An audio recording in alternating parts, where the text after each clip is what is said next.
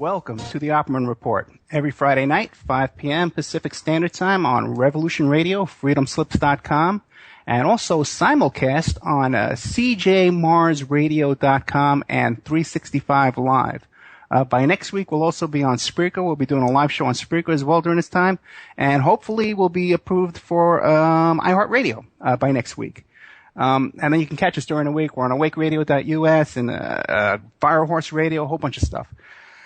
Okay. Oh, hey, first thing I want to do is I want to really salute our sponsor, Amanda from Pacific West Bamboo, because one of our guys, one of my staff producers, Keith Davis, up there in Oregon, who's a really cool guy. He's a street protester. He's an activist. He's dedicating his life to fight for social justice and all these kinds of things. And anyway, he was down for the count. He had a collapsed lung.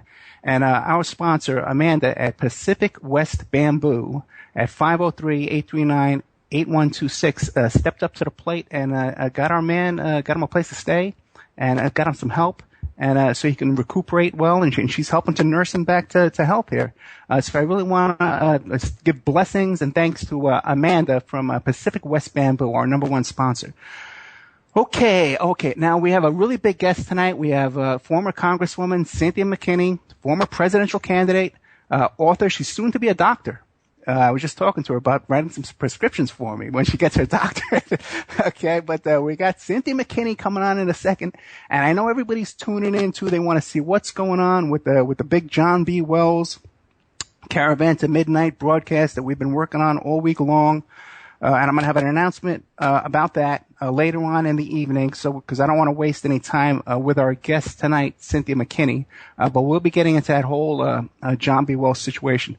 Now, at the 6 o'clock hour, we have Cisco Streetlove, who's the author of Yesterday's Shame, the Atlanta Child Murders. And we may get Cynthia Mckinney to stick around with us and also to ask some questions of Cisco. So, Cynthia Mckinney, are you there? Yes, I am. Okay, good. We're having so many Skype problems. I just had a little heart attack there. I said, oh, no. Cynthia, welcome back to the show. I got to tell you something. The last time when I had you on, I watched all your videos of you in Congress there, with these hearings.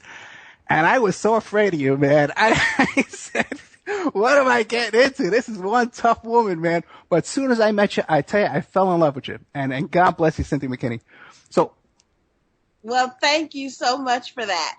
Yeah, no, I tell you, you got a big fan here. So tell us, now, first of all, I hear you got some books coming out, and you just wrote a chapter in another book. What books are they? Okay, I've already written, and they have been published, 2 books. The first book is The Illegal War on Libya. And that book has been out at least a year now. And then the second book, maybe even 2 years. And then the second book is Ain't Nothing Like Freedom. It's more autobiographical. And I just got a review on the Illegal War on Libya book that said that it was the book to read for the anti-imperialist point of view. So basically what I did in that book was I invited people who had been to Libya, were old Libya hands, and I invited them to write about Libya prior to the bombing. And then, if you remember, I took a group of journalists to Libya, and those journalists, some of them contributed to the book, and that was the section, Libya during the bombing. So we had Libya before the bombing, Libya during the bombing, and then we had some of the writers write about what Libya was like after the bombing. So it's quite comprehensive in terms of the variety of writers, and then the perspective, the longer term perspective of what was actually destroyed, which the people of the United States and those who are subjected to U.S. propaganda never, ever heard in the more corporate-oriented media. I hear you, you know, and all we hear about is Benghazi, Benghazi, Benghazi. When people don't, I would say that 99% of the people who utter the word Benghazi have no clue that we overthrew that government and killed their leader, their loved leader, you know, that the people loved over there. Well, you know, I think I could muster up a bit of love if I had free health care anywhere in the world. If I had a malady that could not be treated inside Libya, then the Libyan government would fly the patient as well as the patient's family anywhere in the world to get treated.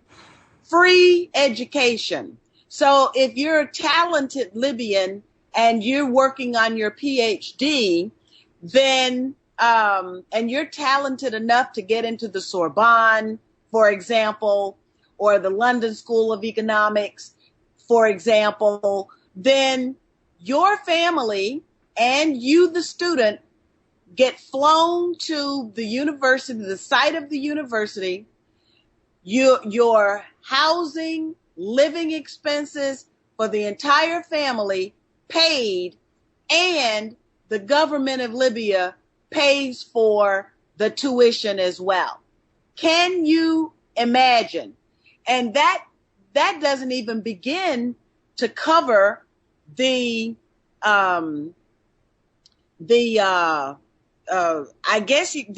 benefits of citizenship at home. And I had one young Libyan say to me, well, we really didn't have anything to do. It was very boring because we could go to school. I went to a Libyan campus. The students didn't even know what tuition was. They didn't know the word. Can you believe it? Well, what's it like there now? Well, you know, it ain't now that we've brought them democracy and freedom. Right. And the next thing, you know, so here you have a country that has no external debt, and now they're mired in debt just like the United States. And you know, it's horrible. It's horrible. It's horrible. This is not a fate to be wished upon anyone, but I think it's very clear what is happening now. And you mentioned Benghazi. Yeah. Now, my idea about Benghazi is just a gut feeling that I have. But I believe that what was happening in Mexico with Fast and Furious is exactly what was happening in Benghazi, arming the U.S. mercenary force so that it could not only continue the destruction of Libya, but carry the fight surreptitiously into Syria. And I think we have some evidence for that now with the emergence of ISIS. Right. Well, let me ask, now that looks so suspicious that all of a sudden in Iraq there's a jihad or a militia or whatever they're calling the militants that have American jeeps, American helicopters, how does that happen overnight?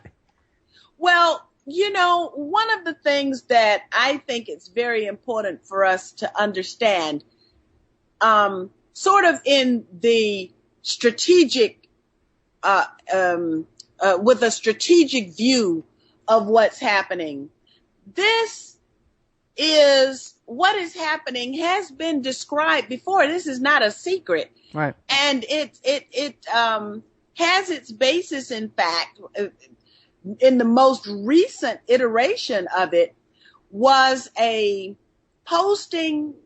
It's an anonymous posting in a publication, which is also online, read by Pentagon people. And it was called Bloodlines, I believe. And the Bloodlines posting also posted a map of how Western Asia and Northern Africa would look after the United States used its military wherewithal in order to change the boundaries. And what it looks like is strikingly similar to... Ed, are you there with me? Oh, yeah, I'm here. Yeah, I'm listening. Oh, okay. Yeah, I'm hanging on every word, yeah.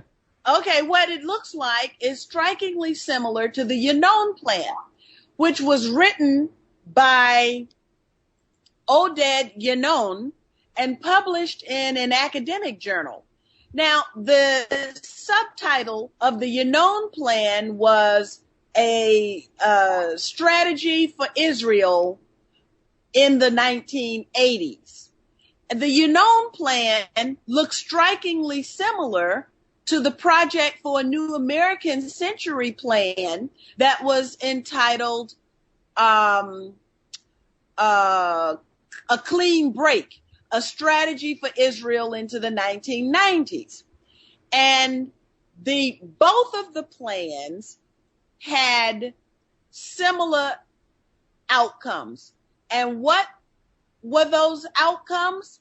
The dismantling, the dismemberment of all of the countries. Iraq breaks into 3 countries. Syria breaks into 3 countries. Saudi Arabia is amputated. Yemen's borders are changed. Pakistan's borders are changed. The creation of Baluchistan. Afghanistan's borders are changed.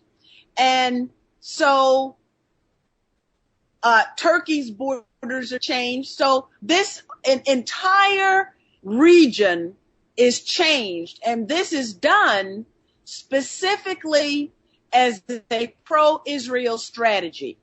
Now, wait, is it? Isn't that the same leak that General Wesley Clark came out with and said, hey, this is our plan to destabilize the whole region, have 7 wars going on at once? Well, now that is also what General Clark said.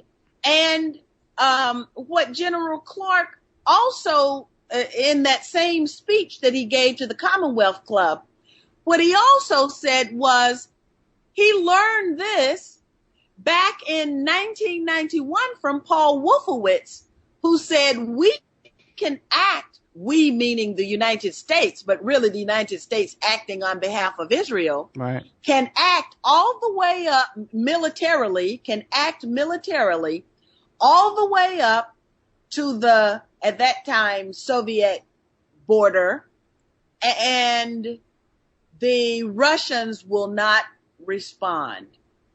So the lesson was drawn that the United States can act almost with impunity right up to the Russian border. The Russians will not respond likewise, and therefore the United States had a free hand in order to begin the implementation of the Yannon Plan, which is the same thing as the Project for a New American Century, A Clean Break. I invite the audience to read these plans so they can see for themselves. Don't rely on what I'm saying. Read the Yannon Plan. That's YINON. And then the Project for a New American Century, A Clean Break. And then this additional article from the military is called Bloodlines. Well, what about now in the Ukraine? It seems like the Russians aren't putting up with us over there. Well, now the interesting thing, going back to the Russians, is remember that the Russians and both the Chinese, despite the fact that they had good relationships with Libya allowed Right. the Libya debacle to take place. And I have called the Russians on it whenever I've been in their presence. And one Russian ambassador explained to me, he said, Cynthia, we had a different president at that time. And if you recall, Libya happened under Medvedev. And so Medvedev ostensibly was calling the shots with a different ideology. I can't imagine that Putin took a back seat, but Putin did not have the final say so. But now you've got Putin there. And when this was threatened on Syria by utilizing the same mechanism, you had for the first time in the history of the United Nations the double veto, with both Russia and China vetoing the no-fly zone. Well, what do you think now? It looks like we're going to be going back into Iraq. Well, I don't think the United States ever left Iraq. Right. And I just posted something on my Facebook page, which is Cynthia Mckinney Official. And in order to get to the right Facebook page, you got to remember my name plus official. But I just posted something reminding the people who are on my page of the fact that the United States built the almost $1 billion embassy, the world's largest embassy. It's larger than Vatican City. I've visited Vatican City, and that's kind of big. And the U.S. embassy is larger than Vatican City. And so I asked the question on my Facebook page, is this an office of representation or is this another occupation? The United States never left Iraq. Right, yeah, it's sort of like a military base there because it is so huge. Like you said, they have movie theaters, they have a mall, they have, it's like, yes, it's a city, yeah. That's right. And what should be offensive to every U.S. citizen is that our tax dollars have been spent to make an oasis of McDonald'sdom in the middle of something that has been totally destroyed. And if you recall in the article, the several articles, but it doesn't have to be a situation of total destruction, because the general situation of State Department ambassadors is that they all remain safely cocooned inside the elite that they are always trying to install in power, and never go out into the countryside and see and experience the actual life of the people of that country, because that, of course, that's the farthest thing from what the purpose of U.S. foreign policy has become. The thing that is so offensive is that this is all being done on our dime, in our name, and yet the people of the United States are, I don't know if it's willful blindness or if it's malevolent, imposed ignorance. I know what you're saying, and I go back and forth on that myself. But it seems to be the media can just, at the drop of a dime, they can turn and come up with this whole story. And now we have this whole story about ISIS and all this stuff like that. Now, what do you think is going on with that? Now, how could this suddenly, this huge force come together suddenly and have all this U.S. military equipment? Well, now, if you look at this template, and that's what this is, it's a template. We've seen this happen all over the African continent with success. So now why would they not take it into the West Asian region? And that's exactly what they have done. So you arm these people, you pay them, and you tell them go kill. And interestingly, rather than the moral compunction kicking in, they go and kill. And so they live up to the transaction that has taken place. So now all of a sudden you've got this organization called ISIS. And so ISIS is now Al-Qaeda. Everyone understood that Al-Qaeda, as the foreign minister of the United Kingdom, Robin Cook, initially told us that Al-Qaeda was nothing more than the CIA's Rolodex.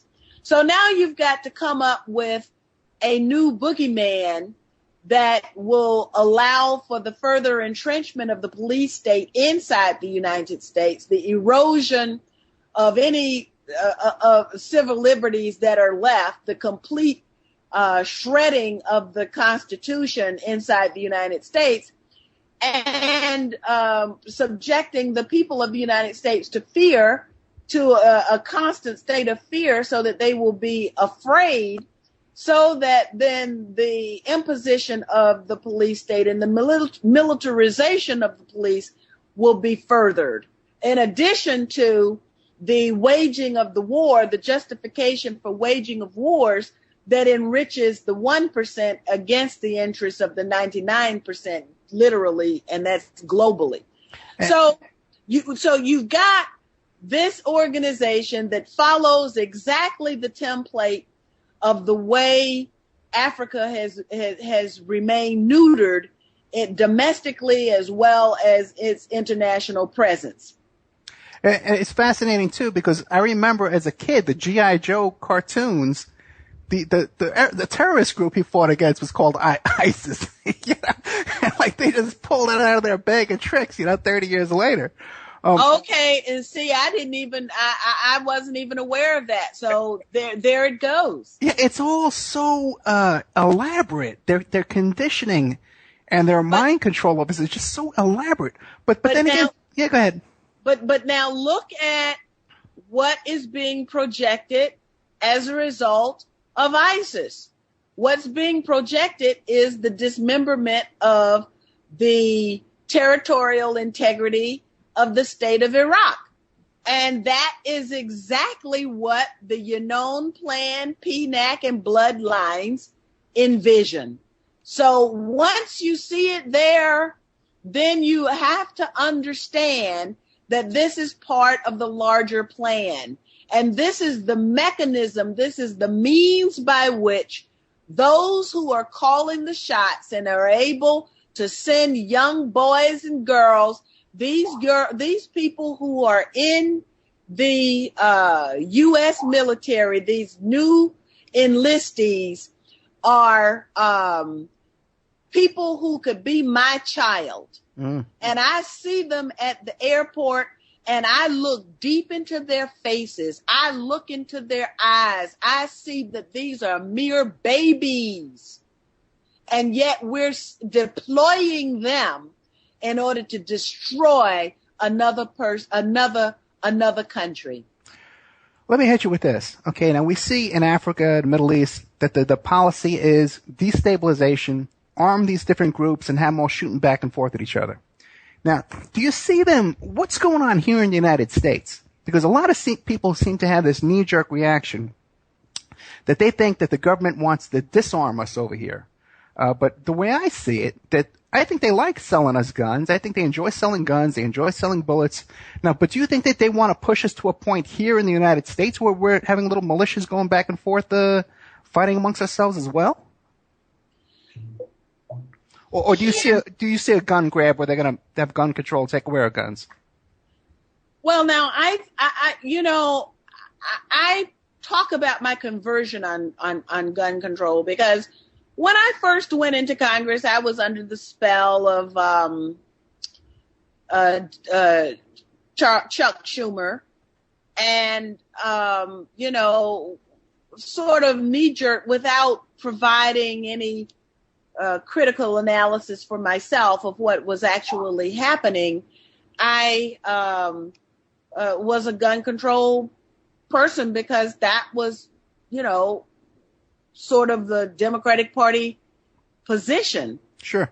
But then when Hurricane Katrina happened, and I saw the stripping of people who were fleeing catastrophic conditions, got stripped of their Second Amendment rights. Now, there was no reason to do so, but this happened, and I said, you don't give up your rights to seek safety. And so I changed my mind. And as a result of that, I've begun to view the antics, really, of Chuck Schumer and Dianne Feinstein in an entirely different light. So I think that right now, the people of the United States, as well as the international community, are at a stage of the clear and present danger. And the clear and present danger is the government of the United States. Yeah. It's completely flipped. There was a time when, particularly as a Black American, during the 1950s and 1960s, we looked to the federal government as a source of security for the enforcement of civil rights laws and, with the Earl Warren sort of forced integration, the Brown versus Board of Education decision, that there was a possibility of a new United States of America that could be created where everyone was a first-class citizen. But that is not the case today. And in fact, what has happened is that everyone now has the possibility of becoming a second-class citizen, just dropped into sort of the race to the bottom, which was a global phenomenon associated with what the Democrats and the Republicans told us was free trade. And the race to the bottom now is being experienced by people inside the United States. And that was not part of the propaganda. That was not supposed to happen. But that is exactly what has happened. And that was, I believe, the objective all along. But let me remind you of my question. My question is, do you feel that the federal government and the 1% are really attempting a gun grab here in the United States to take away people's guns? Or do you think maybe they put a little fear into us now and again so that people run out and buy more guns? Well, because let me ask you a question. Yeah. If we all had guns, Cynthia, if we had guns, a stockpile of guns, every one of us, they've got drones, they've got air power, they got tanks now. Every police department has a bunch of tanks. There's no, and plus too, I think there's a thing too, where they set this thing in our minds, saying that in the future there's going to be this gun grab, there's going to be door-to-door confiscation of guns, there's going to be in the future there's going to be FEMA camps. And it kind of makes us sit back and say, well, okay, I'm going to prepare and I'm going to stockpile my guns. I'm going to wait for that to happen. When we should be, what we're under right now should be intolerable to every single one of us. And we should be standing up and resisting right now, not waiting for some future martial law or some future gun grab. Right now is intolerable. Right now, you're absolutely right about that. And then, I've long time been a student of the counterintelligence program, and I encourage everyone in your audience to read the COINTELPRO papers. Read them in their entirety. And then after you read the COINTELPRO papers, I would encourage the audience to visit the Frank Church committee reports. Now that is way more voluminous. You're talking literally thousands of pages, but it's well worth a weekend. You'd have to spend all day for every day of the weekend, but you could at least peruse quite a few of those pages. And I would hope that people would do that. Look up church committee reports. Well, let me ask you a question. Those church committee, a lot of that stuff was televised and videotaped. Do they have a package of videos or CDs you can pick up now? Well, that's a very interesting point. I have not checked on YouTube, but they very well could be on YouTube. And so that's something that would certainly make it go a lot faster. And here's the point. The point is that while Senator Church characterized the activities of both the FBI and the CIA as illegal and un-American, what the Church Committee found was that the CIA was operating inside the United States. Sure. Journalists, publishers, media houses, pastors, university professors were all on the CIA payroll. This is inside the United States. So the CIA was illegally operating inside the United States. The FBI was breaking into people's homes. It was disrupting people's marriages. But now here's the thing. In that founding COINTELPRO document, it said to misdirect, discredit, and otherwise neutralize. Now, in that document, they were talking about Black leaders. So they were talking about leaders like Stokely Carmichael, who later became known as Kwame Ture, Dr. Martin Luther King Jr., Malcolm X. These are the people that they were talking about.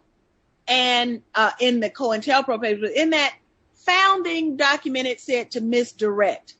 Now, in order to misdirect, there has to also be some direction. And an interesting study would be on the uses of what we call like the Ku Klux Klan. Because what the FBI, if you look at many of the acts of terrorism against the Black community inside the United States, there was always someone on the FBI payroll involved in those acts. If we look at the murder of Viola Liuzzo, which was the first white woman who was killed because of her voter registration activities in Alabama, it could be that the person who actually pulled the trigger in killing her because she was riding in a vehicle in a car with a Black man was the FBI informant himself. We know that the FBI informant was in the truck. Whether or not he was the one that actually pulled the trigger, we don't know. But the fact that we don't know tells me that it probably was. Yeah. The bombing of the Birmingham, Alabama church, where the 4 Black girls were murdered. FBI informant there. So if we look at the misdirection that the FBI was talking about, the FBI used these people who had this anti-Black sentiment to further another purpose. And that is one of the reasons why it took so long for these people to be prosecuted. 30, 40, 50 years later, you're still looking at trying to prosecute people because the web of FBI informants was deep inside of that. So I think that if we take the lessons of yesterday and then apply them to today, what does that mean when Janet Napolitano tells me that I should be afraid of the militia? What does that mean? I'm not afraid of the militia because I think that every person who's a United States citizen ought to be able to talk to each other. It's exactly the same template that was used, is currently being used against the people of Colombia. Okay, Joe, well, let me interrupt you for 1 second because I have some news for you that I've been working on all week long. Are you familiar with this story about these Las Vegas Walmart shooters here in Las Vegas that shot 2 police officers last Sunday? I'm only familiar with the headline, not the details of the story. Very interesting story, because I'm in touch with firsthand witnesses in this case, and we've been trying to get this story out on John B. Wells' Caravans at Midnight, as well as on my show here, and we're having so much audio interference that you would not believe. So let me get it out real quick while I got you on the air. A couple of interesting things. We found out that these 2 shooters, the Millers, were informants. They were police informants who gave witness statements to the police here, at least on 2 occasions here in Las Vegas. Now, before they came out here to Las Vegas to work on a campaign of a sort of a right-wing kind of a guy, they were involved in Occupy Wall Street, and they were involved in Million Mask March, 2 sort of leftist protests. And they even worked on the Obama campaign. Then they come out here to Las Vegas to work for a right-wing politician who was running for governor, sort of a fringe candidate. Now, while they were out here, they go up to Bundy Ranch. You know that whole Bundy Ranch standoff thing that was big in the news there a while back? Yes. It turns out that this man, Jared Miller, was the source of the rumor at Bundy Ranch that there were drones and that the federal government was planning a drone attack. And he texts messages back here to Las Vegas to a friend of his who's running for assembly out here and says, we need you guys up here because there's drones. We're under attack. The federal government is dropping paratroopers down on us. And that was the first origin of the rumor of drones up at the Bundy Ranch that later on caused the big standoff between the militia and the Oath Keepers where they were pulling guns on each other.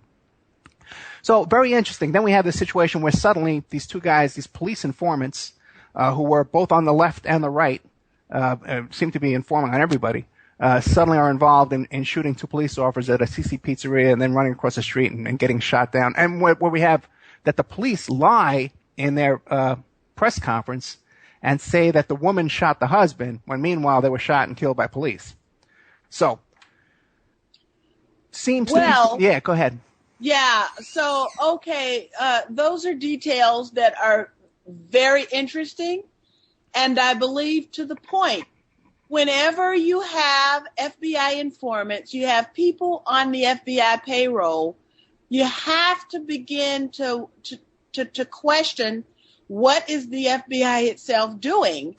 And the Congress is proven itself to be completely, absolutely, totally derelict in its responsibilities of providing oversight.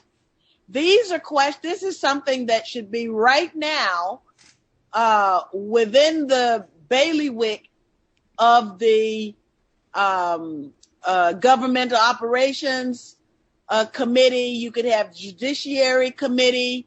There are many different committees that could be looking into what it is that the FBI, this particular incident, and what the FBI is doing altogether.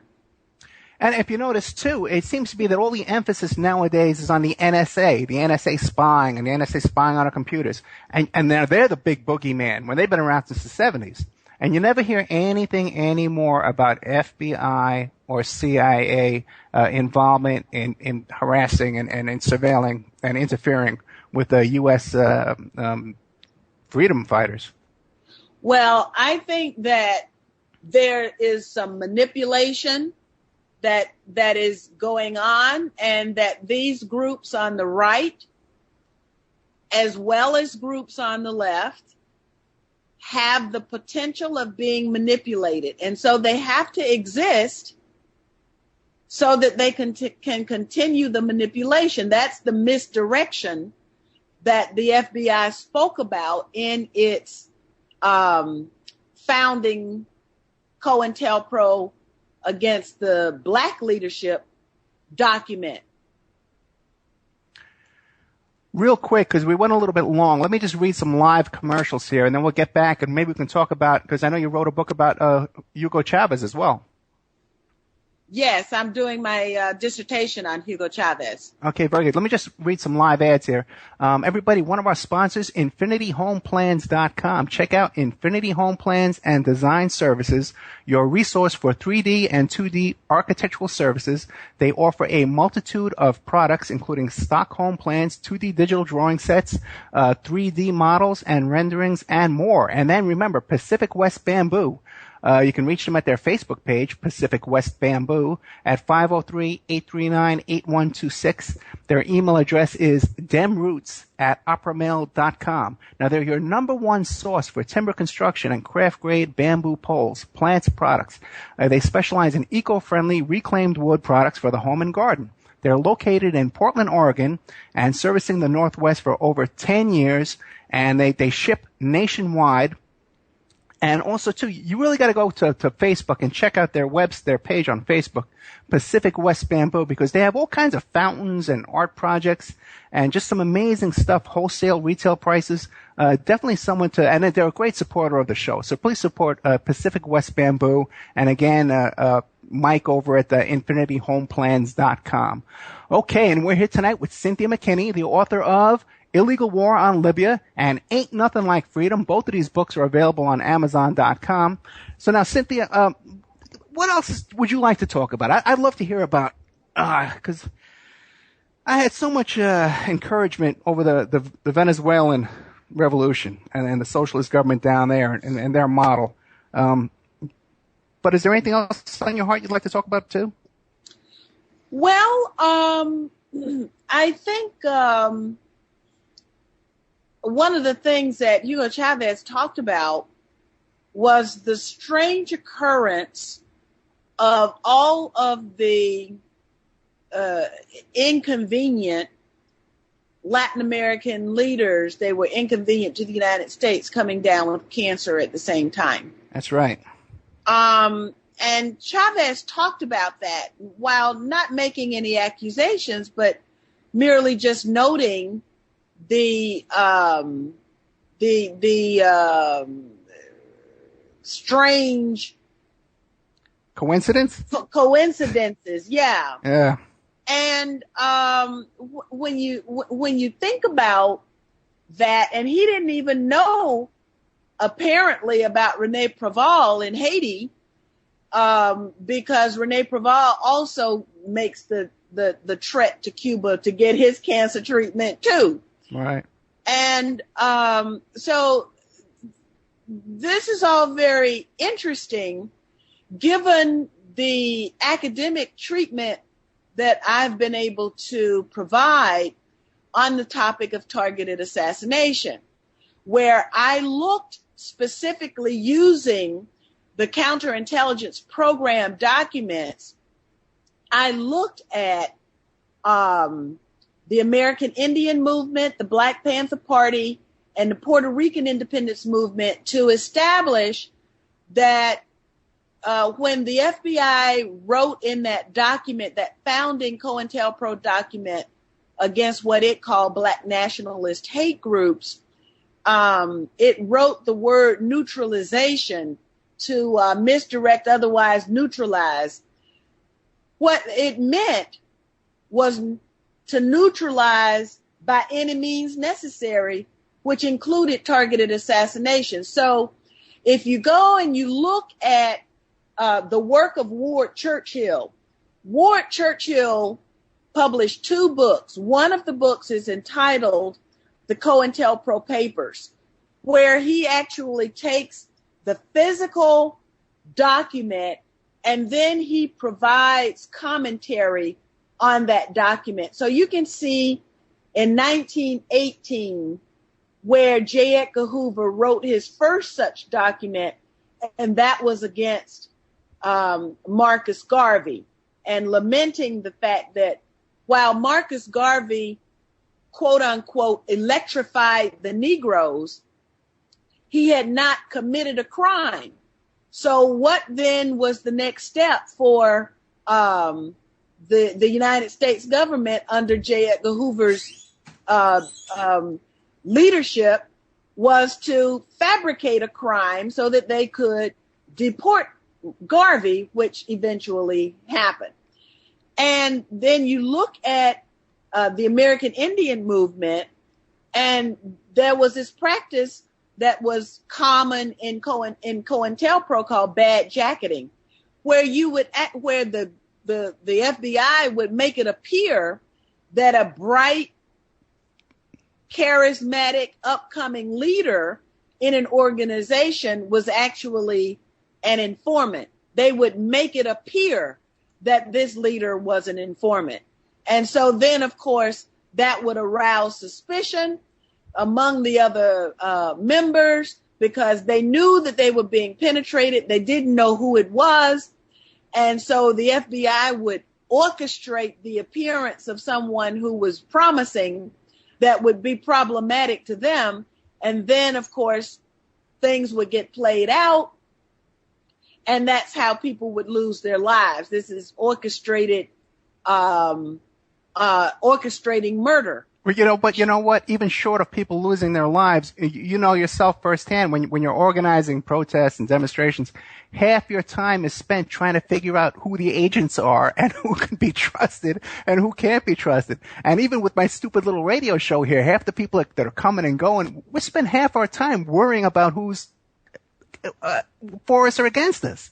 Well, you need to do that. Yeah, I know. Because there was a study done by David Cunningham, and I invite people, you can go on Google scholar.google.com, and just put in David Cunningham's name, and what you'll come up with is he's done some academic research on the patterns and practices in COINTELPRO by the FBI. He looked specifically at the white left, which was called at that time the New Left. So it wasn't Communist Party, but these were basically anti-Vietnam War young white kids. And he looked at what the patterns and practices were of the FBI against them. And what he found was that the FBI, if the FBI found something that was successful, then they would use it over and over and over again. And it would become a pattern. And one of those things that they found useful was infiltration. So there was always someone that was sent to a group by the FBI to infiltrate. Informants. They cultivated informants. They disrupted through the informants and the infiltrators. They disrupted the internal proficiency of that organization. So you do have to pay attention to that. What's the name of that book again? Well, Ward Churchill's book, where he looks at all of those documents, is called the COINTELPRO Papers. Now, he did a second book, which is called Agents of Repression. And in that book, he looks specifically at the documents that pertain to the American Indian movement and the Black Panther Party. Then David Cunningham is the one who does the academic treatment of the patterns and practices of the FBI and counterintelligence program. I'm actually trying to get Ward Churchill right now. We're trying to get him on the show. He's in Atlanta. He's just moved here. Listen, if you get him for me, I'll give you a great big kiss. Listen. Yeah, I'll put you in touch with him. No problem. Because his book about the Red Army faction. Now, see, I'm not familiar with that. I've been so focused on COINTELPRO and Agents of Repression that I'm not familiar with that. But, you know, that's a whole, and the stay behind, stay behind of the CIA and Operation Gladio, they blew up train stations and supermarkets in Europe, blamed it on the leftists, but paid the right wingers to carry this out, and they stymied democracy in Europe. Right. So now, if they would do this to Europe, you know they have no compunction about doing it here at home. No, I think what they do here at home is 10 times more elaborate. But that gets again to my point again. Do you think that their agenda is a gun grab to take away our guns, to pass laws to take away guns, or do you think they want us to be shooting at each other like they have in the Middle East and in Africa? Well, you cannot rule out. This is one of the things that was made clear by the revelations of the Church Committee. You cannot rule out the fact that whatever they did at home, whatever they did abroad, they brought it at home. They brought it home because that was the finding of the Church Committee, that the CIA and the FBI and other intelligence services behaved in a way abroad that later was brought home. So something. Yeah, I hate to interrupt you because you should see all the messages I'm getting. Everyone says they love you so much, But one of my guests, Detective Jim Rothstein, who was involved. He was involved in the Church Committee, and when I talked to him about it, because I had such faith in the Church Committees when I was growing up. I used to watch the hearings on TV, and I thought, oh boy, look at this, we're getting something done. We're winning. And he says, Ed, nah, it was all cover up. It was all for show. And he was bringing over. Do you know the story about Detective Jim Rothstein? No. He's the one who arrested Frank Sturgis when Sturgis was on his way to assassinate Marita Lorenz. Oh, I'm not familiar with that story at all. Oh, yeah. Well, it's a long story to tell now. But I'll have to listen to your archives. You just send me which episode and I'll listen to your archives. I will. Thank you very much. That would be honored. Let me tell you something. You're a real hero. You're a national treasure. No, you really are, Cynthia. You really are. And I really appreciate you coming on and sharing with my audience. So what do you think though? Do you have a lot of faith in the Church Committee hearings? So you think they really were? Well, or am I just cynical? Am I just old and cynical? Yeah. No. Okay. I think that the Church Committee reports didn't go as far as they could have gone. And we understand that you had Democrats and Republicans, and they had, and you had, well, even more than Democrat and Republican, because now we know that's about the same thing. Yeah, now. But what you had was people who believed that it was a cover, people who believed in keeping the government secrets versus people who felt that the government should have no secrets from its people. And so the balance was struck. And there is important information that is contained in the Church Committee report. So I wouldn't say, disregard them because they covered up. The Church Committee reports went so far as to admit that Allen Dulles authorized $100,000 to be expended without prior notification for the murder of Patrice Lumumba, who was the elected prime minister of Congo. So they talked about they said, they acknowledged 8 assassination attempts against Fidel Castro. Now, of course, we know that there were more, but at least then they went into great detail about how they gave money. They promised $10,000 and a green card and a scholarship to pay for the man's education of his children in U.S. universities. They go into great detail about how little really people would charge for the murder of a head of state. Yeah, so right. How cheap it is. That's true. Yeah. Yeah. So this is great. This is great information. And then, of course, the bringing home of the illegal activities. They chronicle that. And so it did provide the kind of information that inquiring minds that really want to provide some oversight and accountability of the United States government is there in the church committee reports. And the question that I have asked is, where's the Frank Church of today? Of course, I would be that Frank Church if I were still in the Congress.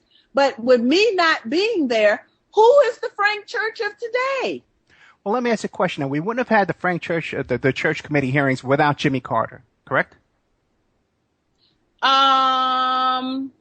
You must have met Jimmy Carter coming from Georgia, right? Yes, I have. So what do you think? I think he is a good man who got taken into some bad. I'm going to let you think about it. Okay, we have a break coming up. Okay. Can you hang out after the break when we bring on Cisco Love Street about the? Yes, because I at least want to hear from him. Okay, thank you so much, Cynthia. Thank you. We have Cynthia Mckinney, an American gem, a jewel, okay, of the Congress. She's the author of Illegal War in Libya, the author of Ain't Nothing Like Freedom. I can't tell you how much response we're getting for Cynthia Mckinney here, former Congresswoman, former presidential candidate, soon to be a doctor, and a national treasure. Be right back after this. It's Cisco Streetlove, author of Yesterday's Shame, The Atlanta Child Murders. Okay, welcome back to the Opperman Report every Friday night, 5 p.m. Pacific Standard Time on Revolution Radio, freedomslips.com, and simulcast on cjmarsradio.com, 365 live. Next week we'll be on Spreaker.com and also iHeartRadio. Hopefully, we're trying to get approved for iHeartRadio. I want to remind everybody that freedomslips.com, Revolution Radio, is a listener-sponsored station. If you want to hear stuff like this, if you want to hear the truth, reality, the struggle for social justice, for economic justice, you need to support the station to keep us live on the air. And so you go to freedomslips.com and look for the donate button. The station's having a lot of trouble this month paying the bills, so we really, really need your help this month. Now, we've been joined by Cisco Streetlove, the author of The Atlanta Child Murders. Yesterday's Shame, The Atlanta Child Murders. Cisco, are you there? I'm here, sir. Good evening. Hey, God bless you, brother. Hey, listen, I got you on at the same time as Cynthia Mckinney, okay? So you owe me big time, man, all right? You got it. Yeah, it's a pleasure to listen to Miss McKinney. That was a great interview, and I want to say as one of her former constituents, she was a great congresswoman. Cynthia, are you there? Yep, I'm here. I just had to unmute. Well, real quick, why don't you finish up your thought about Jimmy Carter? Because I always looked up to him, but then again, you had those other issues with him, with Brzezinski and David Rockefeller. You can't ignore that stuff. Right. And so, I think he was a good person who got persuaded in the wrong direction and then tried his darndest to clear things up and paid the price by serving only one term as a result of him trying to redirect the ship of state in a better and a different direction. Right. But I'm particularly excited about your guest because I just recently attended an event with Alton Maddox and Lynn Watley, who was the attorney for Wayne Williams, who is accused of being responsible for the missing and murdered children in Atlanta. And I am so anxious to hear what the research is of your guest, because I never believed that Wayne Williams was the guilty party, and that it went much further along. I was turned on to the Franklin scandal. Exactly. And so understood that, there could possibly be some there. And so I'm really interested in hearing. Cisco, what do you got to say, man? Tell us your theory. Tell us about your book. First, tell us about yourself, Cisco. Tell us about, your life. What do you do for a living, and what got you interested in this topic? Sure thing, sir. Good evening to everyone. I'm a writer, researcher. Around 6 years ago, or between 2005, 2006, because it's like I've been so busy, time has slipped. Lou Graham, he's deceased now, but at the time he was the former police chief. He was the police chief of DeKalb County. And he reopened the investigation of 5 of the victims whose bodies were found in DeKalb County. And they had a number of news shows. And so I was listening to one show, and I just decided, I was going to, do my own research and quite possibly do a book. Thanks to some friends, I got in touch with some people who were in the special task force. I did some more research. I got involved with some other people. One young woman, she has a website. Another gentleman, he did a documentary. And I interviewed, a business partner, Michael Phoebus. And suffice to say that Wayne Williams, he's really not the killer. For those who don't know, the Atlanta child murders took place from July 1979 to, I want to say, April of 1981. So it was like a 2.5 year time period where you had black youngsters would go missing and then they would be found murdered. As the popular story goes, Wayne Williams, he was stopped on the Jackson Parkway Bridge or sometime around April or May of 1981 after there was a loud splash that emanated from the bridge, alerted the authorities. He was brought into interrogation. The interrogation made its way to the press. Shortly thereafter, it was like the vultures circled. He was arrested, indicted, and in a very swift time, convicted. So by February of 1982, he was basically condemned for life as the Atlanta child killer.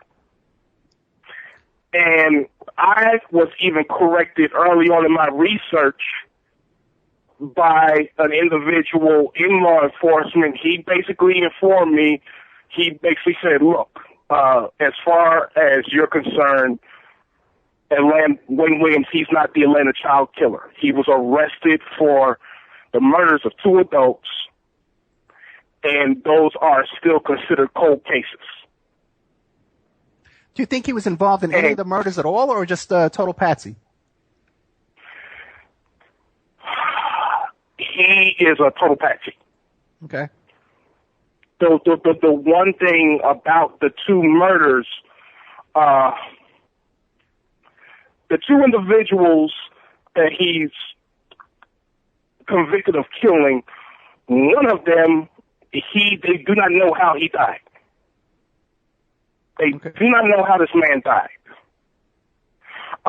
What it boiled down to, Mr. Opperman, is that it was a sex ring that was liquidated once a certain person's administration was leaving office. Maynard Jackson, I'm sorry. No, go ahead. Yeah, Maynard Jackson, he was leaving office. He served his 2 terms, and at the time you can only serve 2 consecutive terms as mayor of Atlanta. And while he was leaving office in his last couple years, these killings began. There's even a sordid story with the first two victims, Edward Hope Smith and Alfred Evans. Now, Wayne Williams, he's clearly not involved in their deaths.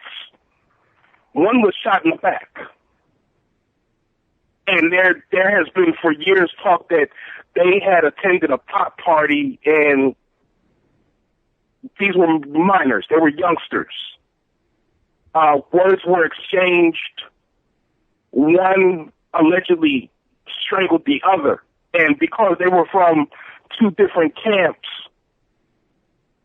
in retaliation for the one being strangled to death, the other one was shot in the back. And their bodies were found in close proximity to each other. But in all of these cases, articles of clothing are missing from most, if not all, of the victims. Wayne Williams, he's really not a prime suspect at all in any of these murders. When you hear about these killings, you will hear people say that, well, there are a lot of unusual ties with all the victims. And, there were ties because they were all part of a sex ring. Okay. Ed? Yeah. May I jump in here and ask Cisco a question? Yeah, sure. Yeah, come on. Okay, Cisco, you mentioned Maynard Jackson being the mayor at the time.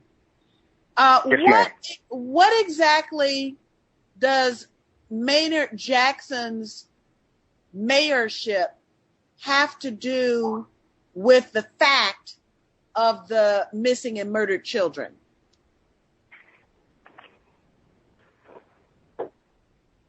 Well, ma'am, all I can tell you is that someone's in his administration were sleeping with these kids. Okay. That's what that's exactly what I wanted. Cisco, you and I need to talk off the air, because I have some information that would lend some credence to that. That is very, very interesting. Okay, proceed, please. Sure, you've got it, ma'am. The sex ring, okay? Yeah. When you look at these murders, from 79 to 80, the victims are basically preteen teenagers. But when you get to late 80, going into 81, they are teenagers, and they're basically in their 20s. And one of the things is that I'm trying to say this as delicately as possible. Okay, don't worry about it. The way that the sex ring is organized parallel to how narcotics trafficking is. You have older kids and adults that are used to lure in, procure younger kids. Now, this sex ring was using some of the older kids to procure the younger kids. And then when the major players wanted to liquidate the ring, they got rid of the older kids' procurers as well. So you're saying that the latter victims were the ones who were procuring the original victims? Yes, sir. And they were killed later on to cover up what was going on. That makes sense. Right. Okay. And there were I pointed out two concentric sex rings, just like when you hear about in narcotics trafficking, how you'll have one drug ring then you'll have another drug ring, and, you know, the two drug rings, they're actually, like, independent because they're in certain parts of towns, but in reality, they have the same supplier. That's a similar scenario with what was going on with this sex ring. In one camp, oh yeah, yes ma'am. No, go ahead and explain what your statement was and then come back to me. Sure, you got it, ma'am. Now, there were two distinct camps that I can think of. One camp was predominantly white. That was with the Sanders clan, who, what you hear about Charles Sanders, his father, other brothers, they were part of a sex ring that included John David Wilcoxon, Francis A. Hardy, and Lionel St. Louis. The other ring, and this is what you were taught, this is what you've been researching yourself, was closely affiliated with the Church of the Process. Process Church of the Final Judgment. Right, yes, sir. Which is a satanic cult. That ring, oh, I'm sorry. Yeah, which is my audience is very familiar with the Process Church, but just anybody who's brand new coming in, the Process Church of the Final Judgment is a satanic cult. They were involved in a ton of stuff, Son of Sam murders, Atlanta child murders, I believe, Charles Manson, an incredible array of crimes and murders and all kinds of stuff. Yes, sir. Continue, please. Yes, sir. This ring included an individual named Parnell Tramp. He was a black male. His ex-girlfriend was also part of this ring, Shirley McGill. They came up from Miami, and they are linked with three other individuals who resided in these two homes on Gray Street. The homes are not there any longer. The area's been basically remodeled. For those who don't know, if you look at the Georgia Dome, it lies like basically some ways away from the back of the Georgia Dome.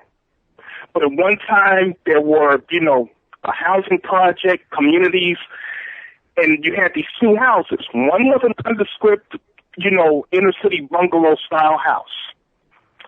But 522 Gray Street was a very distinct, dilapidated shack. That's where Tom Tell resided. He was a 63-year-old. He had a street name known as Uncle Tom, and he was a major child molester, narcotics trafficker, all around ne'er-do-well. And did he have any convictions for this, or this is just allegations from the street? No, he had 4 prior sex offenses. Gotcha. He had 4 prior sex offenses, and toward the end of the Atlanta child murders case, he was institutionalized. He resided with a younger man, 34-year-old Larry Marshall. Between the two of them, at least 10 of the victims going into March of 1981, at least 10 of the victims, including Joseph Bell, Timothy Hill, Patrick Baltazar, had been at the Gray Street addresses. Oh, really? Yes, sir. Now, wasn't there a connection to those addresses, too, with the group NAMBLA? Now, see, I didn't get into NAMBLA, but I'm sure that, they would have been linked to NAMBLA. One of the things with Terrell and Marshall, they were both pedophiles, and me and some other researchers we uncovered, and of course the law, I will be remiss if I didn't mention the list. The late Chet Dedlinger and Jeff Prue wrote. There were volumes of child pornography that included pictures of several of the victims. And while it was being bagged and tagged, it disappeared while, Tom Terrell was indicted. So the evidence disappeared from police evidence locker? Yes, sir. Okay. Cisco. Yes, ma'am. Did this have any connection? You've painted very clearly the Atlanta connection. Did this have any connection in Washington, D.C. as well? In my opinion, with the Freeway Phantom case, yes, it did. And that's with the which case? The Freeway Phantom case took place between 1971 and 72, and you had several black girls, and quite possibly one white girl, that were murdered by a mysterious killer. Okay. And how is that connected to D.C.?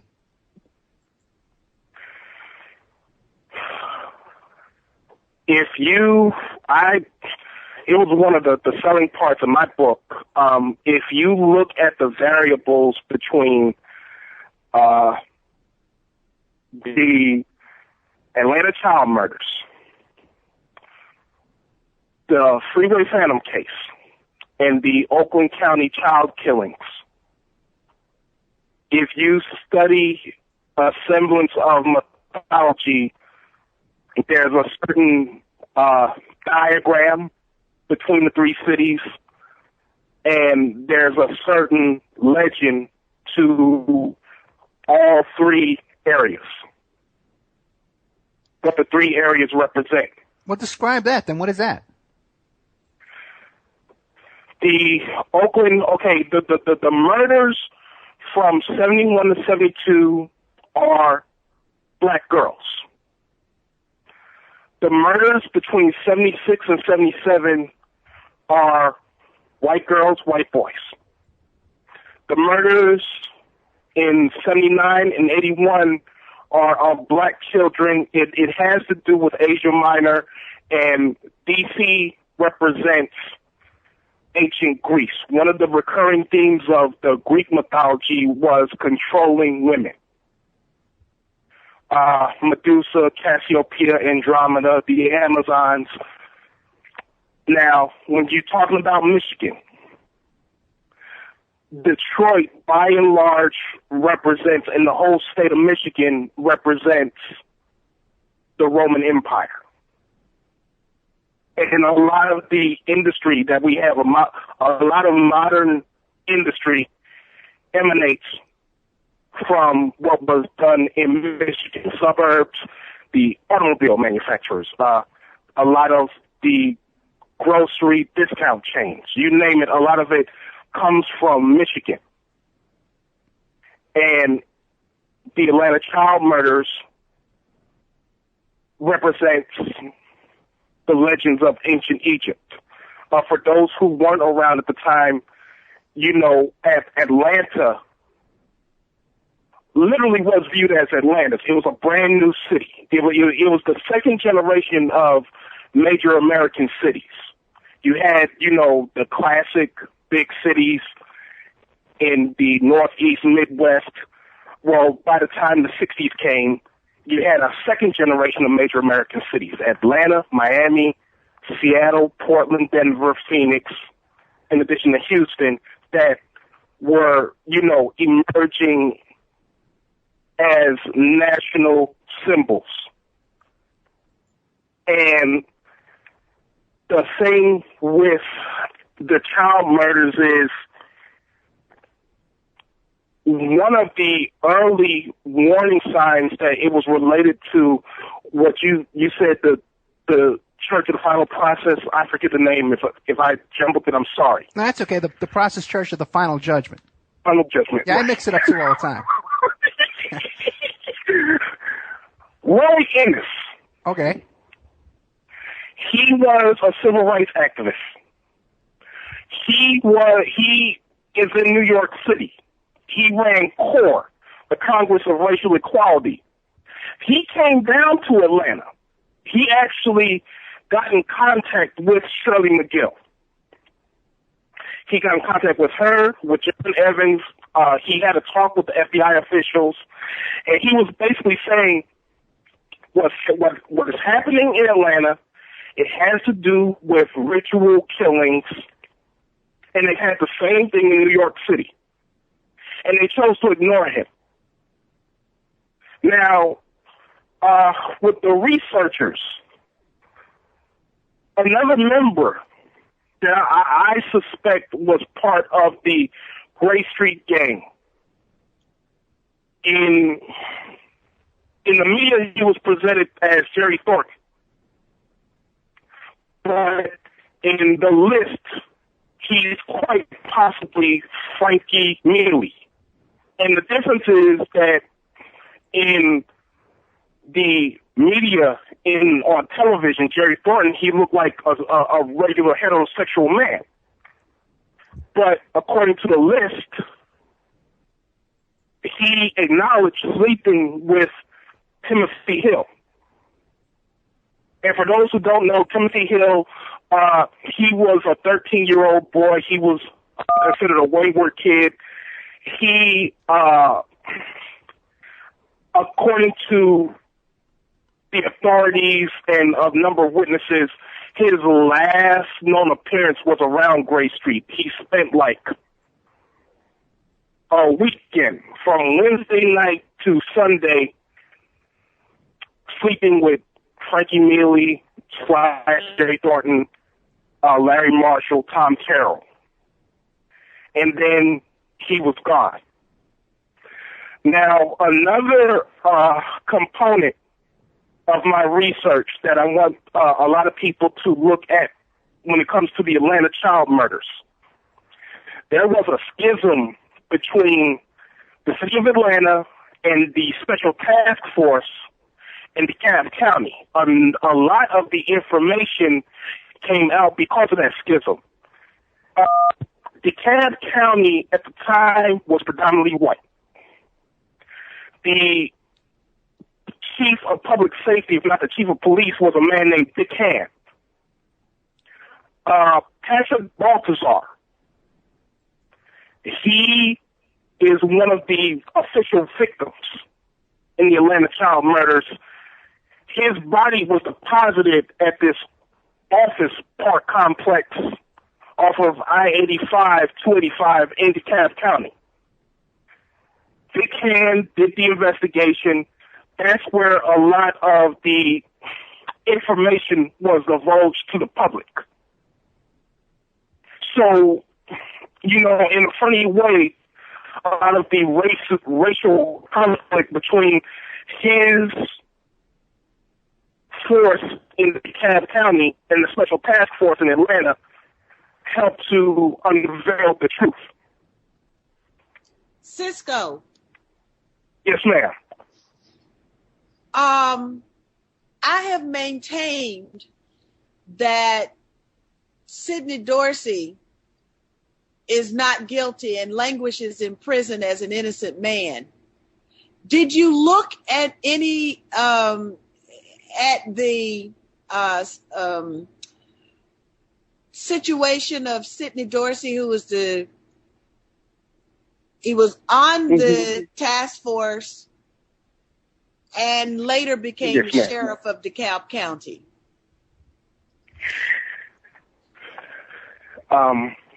Believe it or not, I was close to that investigation some years back.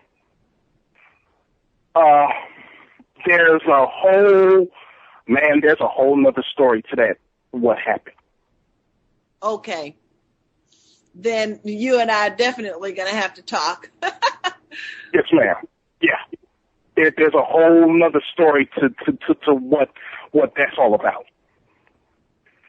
I will say this: DeKalb County is a major hub of where most of the victims were last held and quite possibly murdered.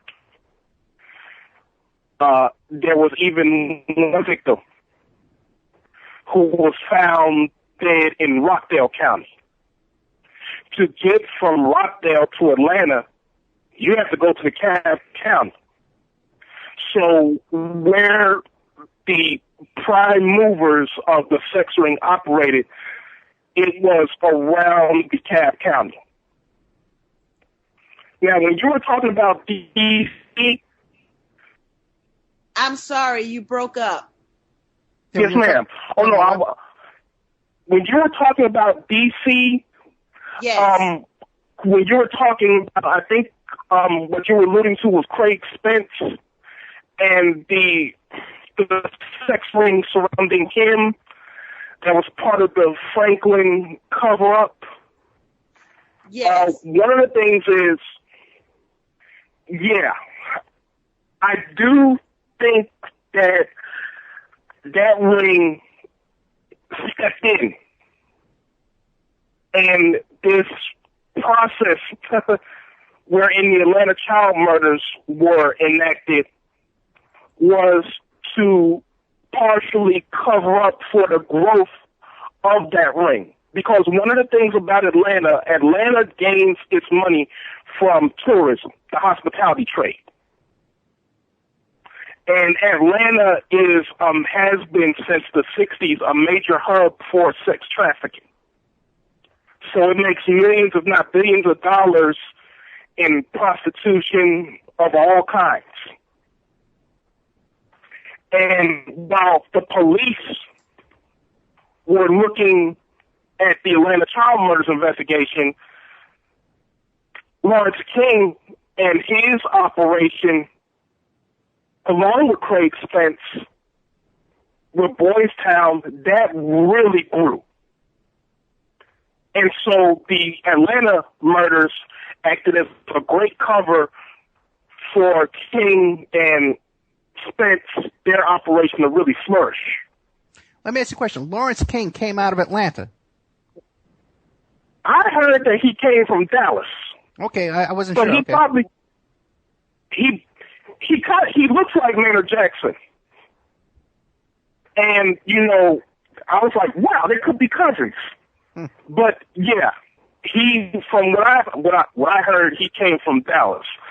By the way, Jackson's people came from Texas too. I think the Dallas area. Okay.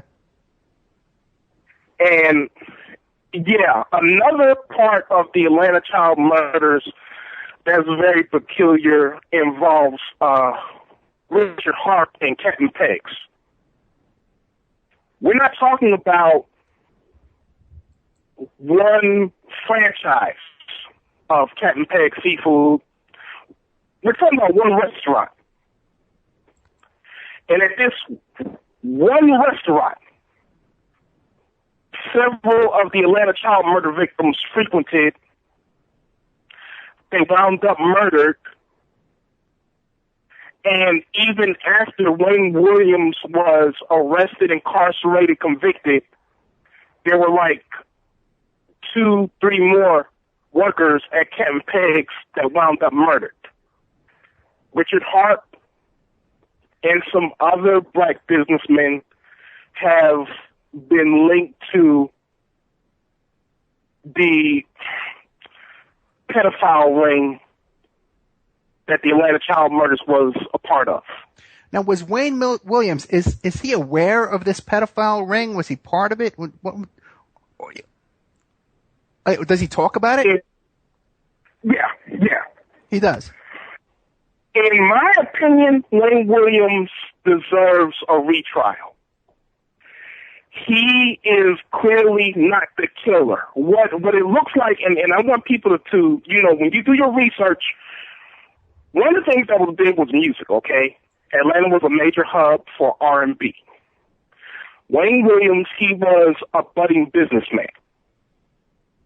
He wanted to get into music. And so he was trying to find a group. What he tried to do was, when he had the group Gemini, he literally tried to do something akin to what you see in The Fish That Saved Pittsburgh. He tried to get kids that were all Gemini to be on the same page and make, them a household name. Because at the time you had the Jacksons, you had the Silvers and R&B, you had a lot of family acts. And he was one of the guys that early on it looks like he wanted to break up, those family acts and have guys that technically they weren't related, but they were on the same page. Now, some of his backers, the people that fronted him money, that fronted his father money, were part of the sex ring. Ah. And he could have been, him and his father, they could have been some of the photographers. But as far as the killers go, no, he's not the killer. Ray Williams was only 22 at the time. He was basically a kid. And you have to remember, at this time, so many decades ago, by 1980, the word had gotten out that 5 kids were murdered. Ray Williams was not a rich man. So the kids were suspicious. By 1980, everyone in Metro Atlanta was suspicious of who was around their kid, who was around their children.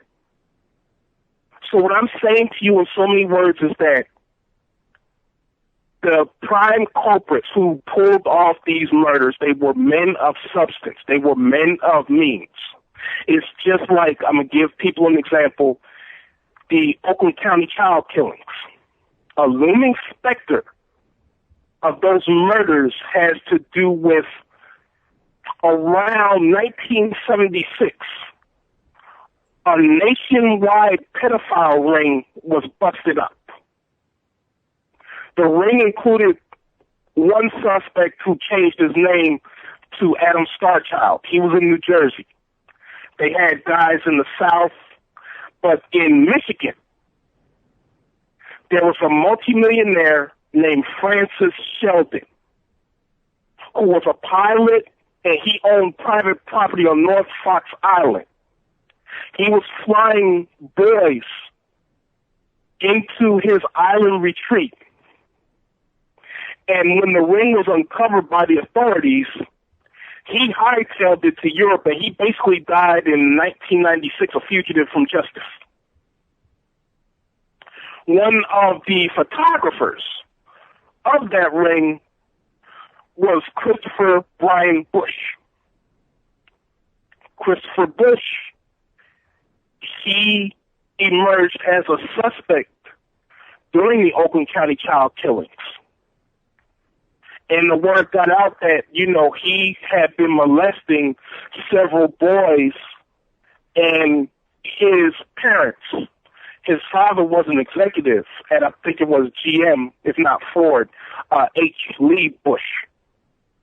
His parents were driving around paying kids off hush money so that they wouldn't go to the authorities and prosecute their son.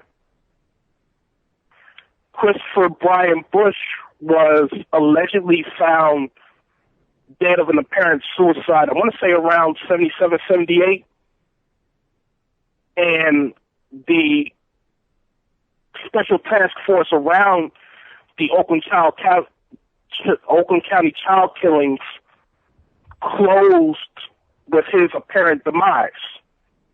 Now, what is interesting is that the surviving members of the overall Bush family, I think he had 3 brothers, and it was like only one was still alive over the past 20 years. The last brother, surviving brother, the mother and father, they retired to Connecticut.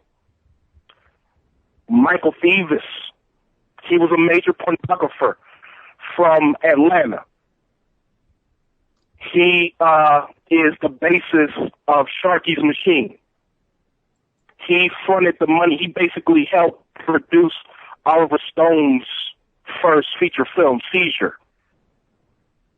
When he turned himself into the authorities after 2 murders in the late 70s, he surrendered in Connecticut. Larry Marshall, he was one of the guys in the Gray Street wing of the sex ring. He fled when someone threatened his life. He fled north, not to Philadelphia, not to New York City, to Hartford. And then so many years later, you have Ed Kramer, the co-founder, if not the founder, of DragonCon, a major convention in Atlanta. He, too, is a major pedophile. Was he convicted? Do you know they basically gave him a slap on the wrist? Okay. He settled up in Hartford. They gave this guy stipulations. I mean, Ed Kramer, they gave him basically a pat on the wrist, and they gave him a stipulation that he was not supposed to be in the company, unattended company of any minor 17 or older. He still couldn't abide by that.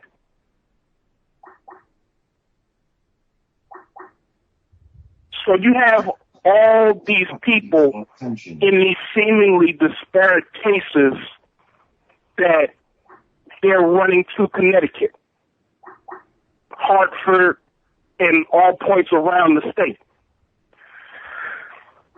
What I surmised is that you have pederasty. Pederasty is an ancient practice of men of means, having sex with boys as well as with women. And what's the term, Cisco? Pederasty. Oh, PEDERASTY? Yes, ma'am. Okay. And that is one of the things that has been historically addressed in Western civilization. So you've had,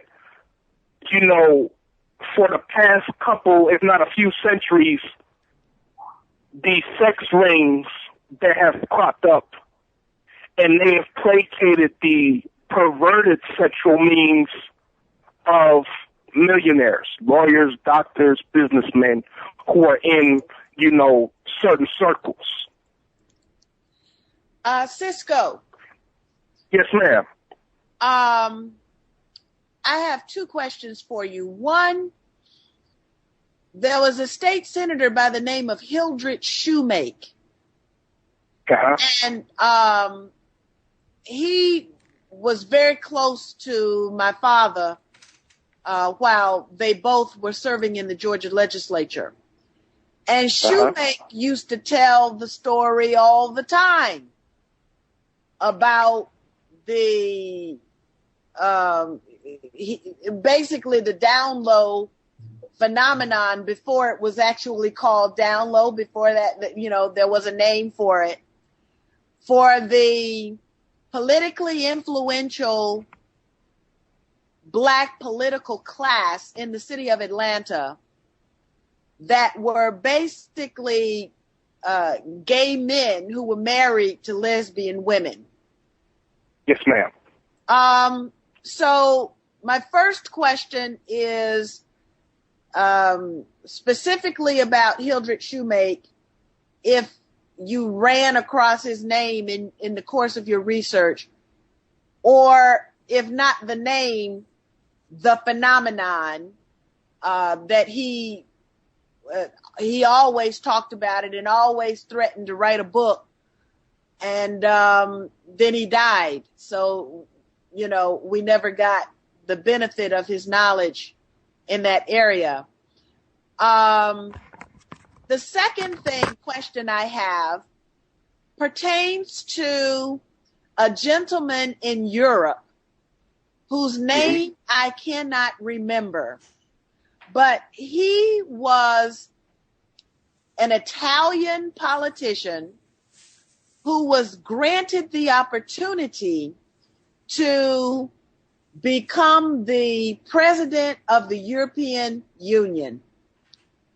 And he turned it down, which is like unprecedented. And he said, it's nothing but a bunch of pedophiles. So I was wondering if you're familiar with the name of this Italian politician, because I've been trying to remember it for years now, and I just can't remember his name. So the two questions, one about Hildred Shoemake and the gay men and the lesbian women among the city of Atlanta political class, and then the Italian politician. Yes, ma'am. I guess I'll get to, the latter question first. I have not come across that, but I'm not surprised. These pedophiles, they're very rich men. They're men of means in the Western Hemisphere, like you said, the EU as well as the United States, Canada, Mexico, and they rely on the little so-called guys in society to get these kids, to get their victims. Now, as far as Hildred Shoemake, I have not heard of him, but his legacy. There are a number of people in the hospitality trade that basically passed on this knowledge. There are a number of former police officers that, it was old news to them that, these guys, they had a nightclub on Ashby Street where they used to get down with these minors as well as some transvestites. Oh, my goodness. One of my contacts told me about that. Yes, ma'am. Let me ask you this, both of you. It just seems like whenever you have these pedophiles, these pederasts, either in the Catholic Church or in politics, it seems like more than just the satisfaction of sexual urges, because they're having an extraordinary amount of sex with an extraordinary high number of victims, like much more than the average heterosexual would have sex even on a daily basis just in their lifetime.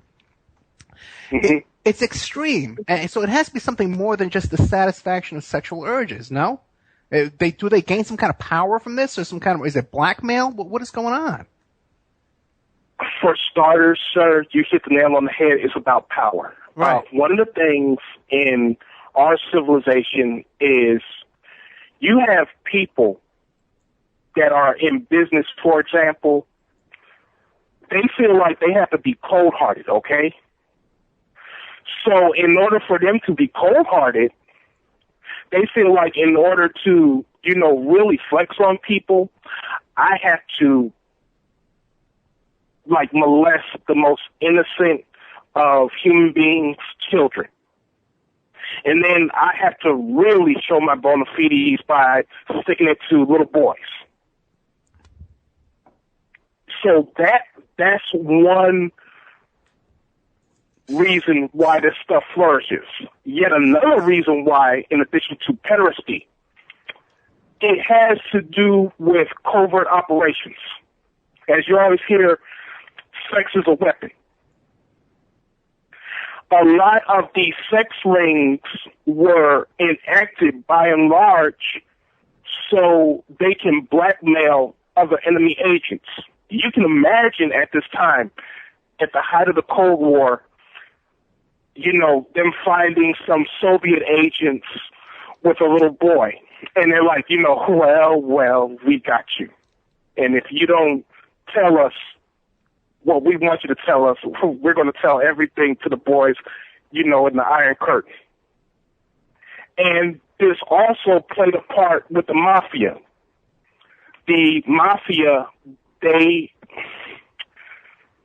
make a long story short, the mafia is linked at the hip with the Catholic Church.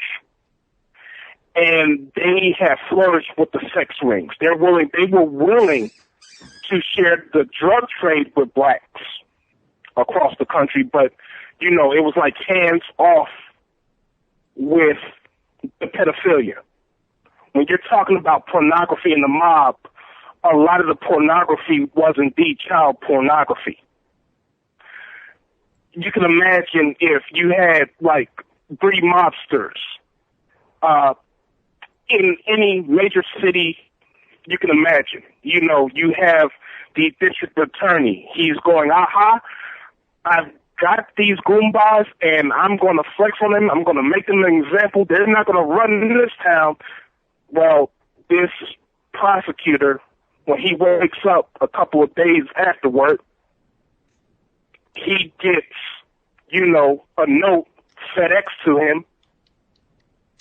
He opens it up. They have pictures of him with kids. They have his address where he ordered child porn. So, you know, they were like, you know, if you ever, you know, say anything about our activities, we'll expose you for the pervert that you really are. There's a joke in Metro Atlanta of the old show To Catch a Predator. It's so rampant in Atlanta. People have always joked that, you know, if they really wanted to do that show right, all they had to do was go to the airport. Right. So, you know, and what Ms. McKinney is saying with the so-called black elite, yes, a lot of these men in Metro Atlanta were gay. It was the in thing to do. And, you know, they were sleeping with kids. In fact, if memory serves me right, Eddie Bubba Duncan, he was one of the murder victims. When the police investigated his killing, he lived in Techwood. They found that he had a key. And the key was to an apartment that was frequented by people in Maynard Jackson's administration. Oh, really? Yes, sir. And when you're talking about Wayne Williams, he was like a child prodigy. He was a technical whiz. He was drafted into a CIA program. Right. Now, Wayne Williams was asked on TV if he was a CIA agent, and he didn't deny it. Right, and they didn't deny it. That's the key. They didn't deny it. One of the things about, you know, his handlers, one handler was in the Carter administration, Gerald Rathjun. Another handler was a man named Michael Gleam. Michael Gleam, he was in the Air Force. He was Wayne Williams' handler, and he, in the 90s, in the 1990s, I believe it was, he was convicted of murder in another part of the state. He killed this woman for some drug dealers. And when he got away, or he tried to fly away, they found her body in a toolbox, you know, in the airplane. But yeah, when you come across these investigations, the CIA, it never fails. The CIA always comes up far more than the FBI. Right, because they were involved in the finders. Let me interrupt you 1 second, my friend Cisco. The show is about to end, okay? It's going to end at 7 p.m. Pacific time, and we're going to lose Revolution Radio and FreedomSlips.com. But the after show will continue live. You can tune in to cjmarsradio.com. That's cjmarsradio.com, and you can listen. We're going to keep going. I'm going to keep Cisco on all night long. And Cynthia Mckinney, we're going to pump her up with coffee and keep her on as long as we can, too, okay? So, but real quick, let me just read these ads real fast. Pacific West Bamboo, 503-839-8126. You can find their website on Facebook. And the other one is infinityhomeplans.com. That's Mike Gray. He's a great guy. He's also another sponsor, and he might be calling in later, too. We also have another friend of mine, Jocelyn, who's done a lot of investigations down in that area, too, in Atlanta. She's the one that told me about NAMBLA. But continue on. We got a couple of minutes left. We're with Cynthia Mckinney, the former Congresswoman and Presidential candidate, and Cisco Lovestreet, a fascinating guy with a ton of information, the author of Yesterday's Shame. Yesterday's Shame, the Atlanta child murders on Amazon.com, and his book is available too. There's a link to his book on my website, the Opperman Report.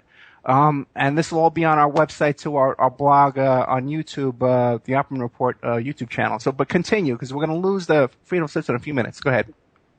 Sure thing. Another